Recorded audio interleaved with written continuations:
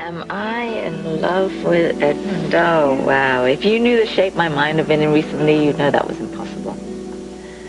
Oh, okay. Well, I don't know. I thought I saw something in the way you two looked at each other. I'm very grateful to him. Very. I think that sometimes when he looks at me, he's not seeing me. What do you mean? Is there something wrong with his mind? He's in love with my sister. Oh. But she's married. Yes. Wow. I mean, wow. With everything else going on around here, to have that hanging all over you, it's beyond weird.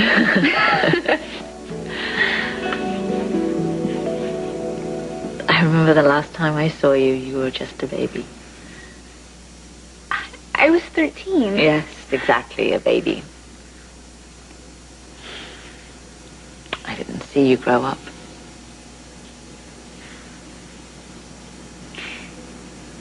You know what? When they first told me that you and Daddy died, I didn't believe them. I didn't believe them for the longest time because I thought you guys could survive anything because you'd always come back before. Who took care of you? Uncle Mac, oh, yes. Of course. Yeah. I mean, he was always there for me. But, you know, I still was pretty lonely. What was strange was that I didn't act out or anything. I mean, it was really the opposite. I mean, I got straight A's and I hung out with all the right people. Uh-huh. I didn't give him any trouble at all. And until I met Stone.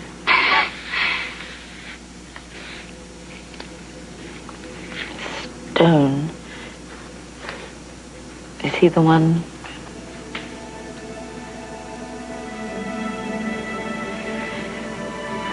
Where is he now? He died of AIDS.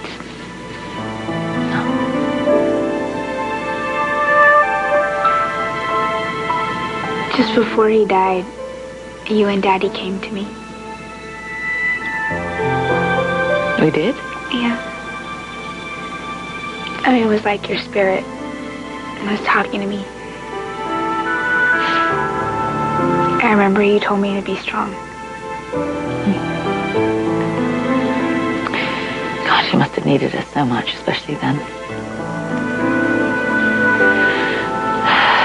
Stone. His real name was Michael, but I never called him that. Did you love him very much?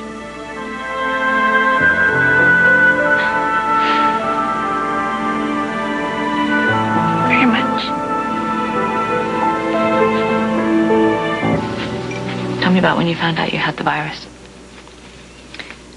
Well, Stone, he lived on the streets. He was a runaway. And from the first time that we met, he was HIV positive, but he didn't know it because it hadn't shown up on the test yet. And then he got really sick. He'd had this girlfriend before that had used drugs, and I mean, you know, he hadn't seen her at all since we'd been together. When he found out, I mean, he couldn't forgive himself for putting me in danger. He tried pushing me away. But, I don't know. It was too late. I couldn't have stayed away anyway. Were you with him when he died? Mm-hmm. I laid down next to him, put his arms around me. He had lost his sight because of AIDS. So, you know, he couldn't see anything, but right before he died, he looked up and he said that he saw me. He said, "I can see you, Robin." And he did. I know he did.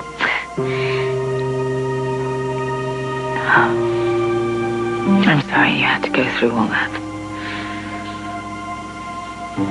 You know what the thing is? I consider myself really lucky.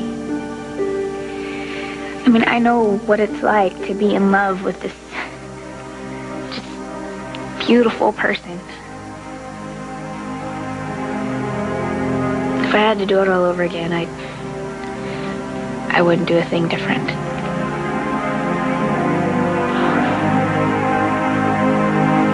Not a little girl anymore. You're a grown woman. I missed it. I wasn't there. I'm sorry.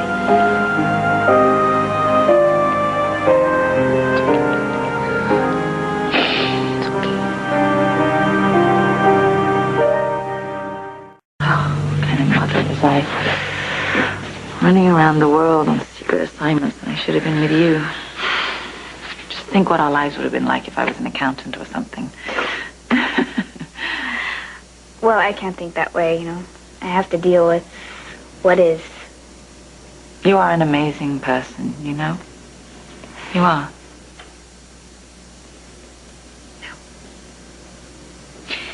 I want you to know that I never doubted that you and Daddy love me. That you put me first in your own way. Even when I couldn't remember anything else, I always felt that there was somebody out there in the world that I loved more than myself. And I had to get to them. You have to believe that. I do. I do, because you have come back to me. Maybe now we can be a family again. Oh, family. My daughter and me. We could be happy again, couldn't we? Yes. Yes, we could, Mom. Definitely. There's something I was thinking about Christmas. That I remember. Did I have, like, Christmas ornaments in my ears or something? Is that it? Yeah. Yeah, actually, I think you did. That was our last Christmas together. It was, and Daddy was, like, really mad with you about something. Roger. Roger? God, Roger. Roger Hollander, the first guy I ever dated. Yeah. That's right, he was tall and skinny and he kept bumping into the furniture and stuff. Oh my God, of all the things to remember, I'd have to remember that. God, I can't believe it. I mean, no one else knows about that. I'm so glad I have you back. Oh, I can't make up for all the time I've missed, but we've got so many years ahead of us. Yeah, we do. We've got a lot of years, Mom. Our whole lives. Okay, I'm gonna promise you that I'll never leave you. You gotta promise me the same thing back. Sorry to interrupt. Robin, can I ask you a question? Do you have a cell phone with you here? No, I left it at home. Why? Do you mind if I have a word in private with your mom? Is it about my mom being in danger? No, that's okay. I'm not hiding anything from her.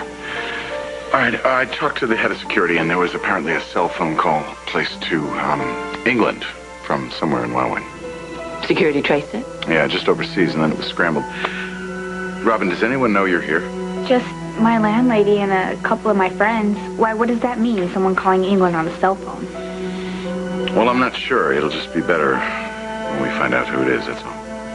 It means that there's someone on the grounds that we can't be certain of. Maybe. It may be just nothing, though. We'll get to the bottom of it. You can't stay here, Robin. It's too dangerous. You have to leave.